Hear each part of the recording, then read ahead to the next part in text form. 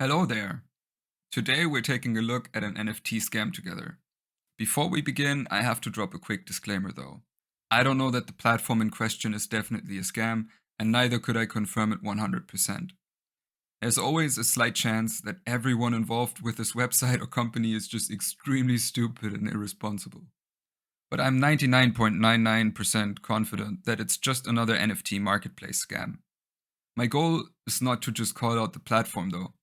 We'll use them as an example to explore some easy steps that you can take to identify an NFT or crypto scam, or to just evaluate whether a project is being dodgy in general. Let's begin.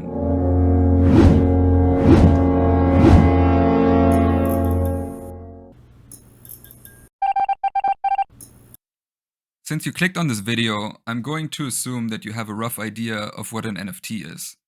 If you don't, I recommend that you watch Johnny Harris's video on the topic, which I'll link in the description.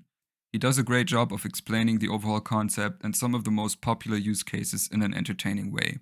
But you're probably here because you already own NFTs and want to protect them, or because you always hated the concept of NFTs anyway and wanted to have a quick laugh. In any case, welcome to my channel.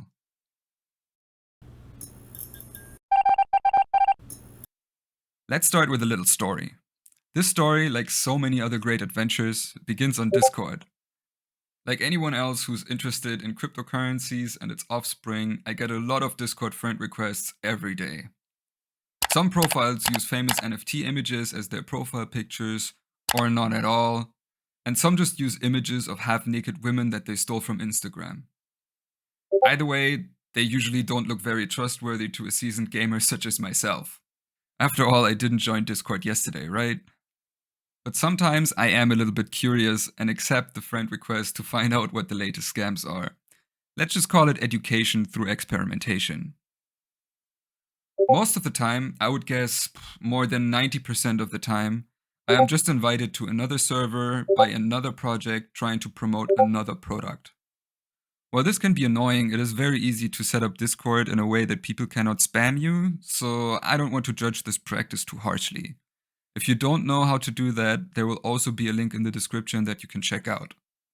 But sometimes my new Discord friends don't try to get me on their super awesome server.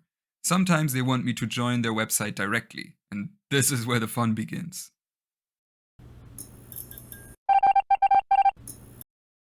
Meet Elon. His name is Elon today because I cannot verify his involvement in the alleged scam, so I had to come up with an alias. I figured that Elon is a very generic name and not associated with one person in particular or even a famous scammer, so it would be fine to use. Anyway, Elon contacted me because he is a very nice person who, whenever he makes any gains in life, immediately wants to share it with as many strangers as possible. We all love people like Elon. Enthusiastically, he immediately told me about his favorite marketplace to trade NFTs. Spaxsea, SPAXXC, Spaxsea. You know what? They don't even care about the capitalization of their brand name on their very own materials, so let's just call them Spaxsea. According to Elon, this new marketplace, Spaxsea, has much lower gas fees than others, and it's much more awesome in general, so I should immediately connect my wallet and try it out. Because I always look for new places to spend my non-existent riches, I checked out their landing page immediately.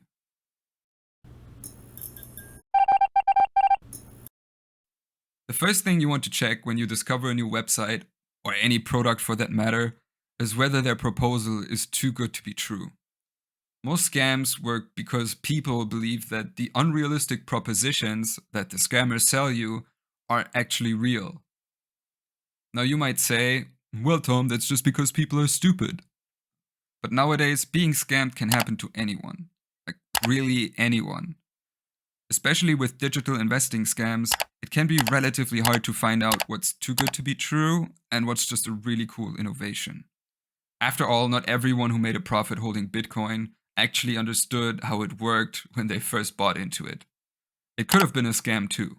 Elizabeth Holmes managed to scam quite a lot of people before eventually losing to the infinite power of reality. In the case of Spaxsea, it is also hard to figure out whether their offer is too good to be true. They simply do not explain their unique idea or value on their website. They just assume that you know what an NFT marketplace is and that you trust the person who contacted you when they told you about the low fees and the general awesomeness of this revolutionary platform. After all, that is what blockchains were created for, right? To make you put your trust into random strangers on the internet without any way of verifying their identity. Our next step is to check out their social media channels and any other external website links. Unfortunately for us, Spaxsea doesn't have any social media links or references on their website. This way, there's no way for us to easily spot whether they are intentionally misleading us or whether they just hate being good at their job. While this is definitely dodgy at best, there are some examples of established companies who are equally bad at their jobs. What's weird though is that many internal links on the website do not even work either. And that's just lazy scamming in my opinion. Allegedly. Next, we will dive a little bit deeper and look at the documentation of the website and the project in general. I usually like to start by searching for the terms and conditions of the service. They should usually be available publicly, but there are many companies who do not offer such basic transparency. Some are old school, but most of them are just shady. And not the cool kind of shady. Oh, that's funny. And most of us would have probably labeled them a scam at this point. There was also no imprint, privacy policy, or about page I could find. But I thought, hey, why not give them the benefit of a million doubts? So I contacted their chat support, which, to my surprise, wasn't even a bot. I asked them to kindly provide their terms and conditions so I could read them. I mean, who doesn't read the terms and conditions before agreeing to them, right? In return, they asked me to be a bit patient while they find the link for me. It almost seemed as if they had to write the document before kindly providing it. I immediately felt much more important.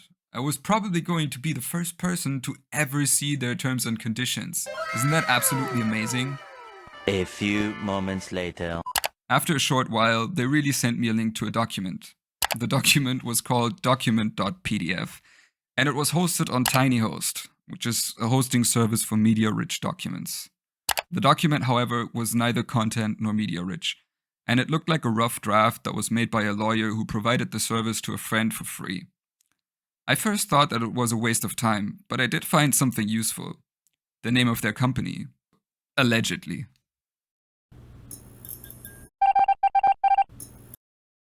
The company behind the website is apparently called Spaxsea Inc. and claims to be registered in Delaware. In fact, they seem to be registered in the ironically named Corporation Trust Center.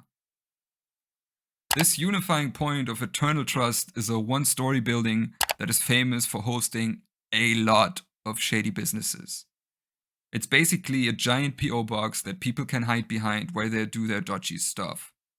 Some use it as a base for their scamming operations, but most of their highly honorable tenants are just regular small businesses trying to smoothly avoid the unspeakably evil tax collectors.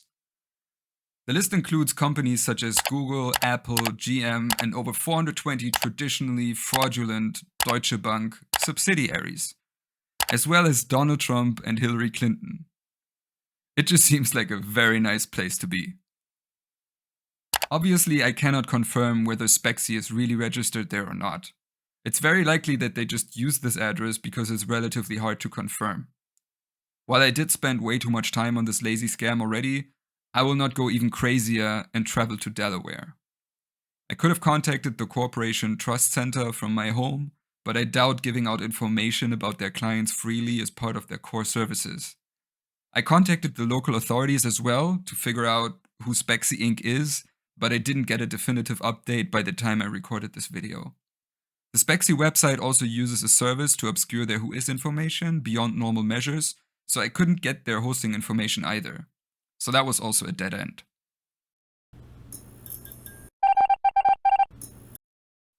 Finally, let's talk about the biggest red elephant in the room, or whatever you want to call it. When you click on the wallet section of the Spaxsea website, it asks you to provide your wallet information. Unlike legitimate services, however, they're asking you for your private key your key store JSON, and your wallet recovery phrase. Never, and I cannot stress this enough, never give anyone the recovery phrase of your crypto wallet. They can use it to steal all of your shit. Allegedly. No, like they can really steal all of your shit. This isn't a joke. At this point, I think we can all agree that Spaxsea looks like most other crypto scams. Well, that's actually a little bit unfair towards most other crypto scams, because Spaxsea is among the laziest scams I have ever seen. But there are other things that we can learn from this, so let's quickly go through some more red flags. Flag 1. Their website uses the exact same process descriptions and explainer texts as various other websites that look similar. This probably means that they copied their text from a legitimate service or even another scam that they ran before this. Smart. Like me. Flag 2. Back to Elon. He became kind of pushy when I confronted him about all of this. He called me a noob multiple times after I raised my concerns. His sales seminar is probably still coming up. Flag 3. There are no links to the actual smart contracts anywhere. When you click on the addresses of users or contracts listed on Spaxsea, you don't actually get anywhere. All the links to the outside world are dead. Support may tell you that this is because you haven't connected your wallet yet, but that's just because they're bad people and not because it's true. While Spaxsea is a very obvious example of an NFT scam, allegedly, there are definitely cases that are harder to spot in the wild. Make sure that you're always careful when talking to strangers on the internet. Don't just log into their website because they promise sweets and infinite cotton candy. If you have the chance and find relevant information about the scammers, please also report them. If this video gets enough likes, I will make another one explaining how to do that depending on where you live. I'm Tom, thank you for watching, and I hope you enjoyed this first video on my channel. Please like, subscribe, and hit the notification bell so I can tell you more mildly entertaining stories in the future. Do it!